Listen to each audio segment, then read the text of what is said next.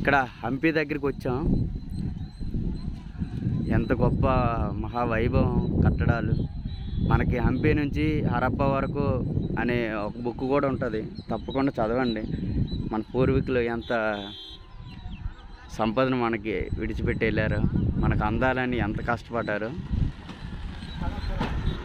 చాలా బాగుంటుంది.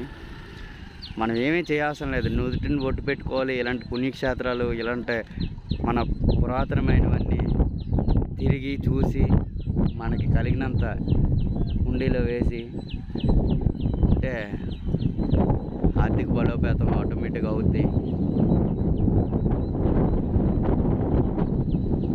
ఆర్థిక బలోపేతం అయితే అవన్నీ నిలబడుతూనే ఉంటాయి.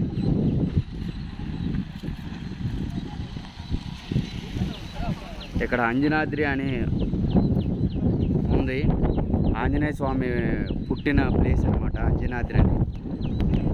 అక్కడైతే ఇంకా మహా అద్భుతం అనమాట, చాలా బాగుంటుంది అక్కడ కూడా.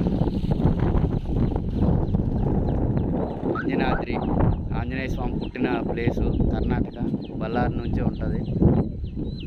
తప్పకుండా విజిట్ చేయండి.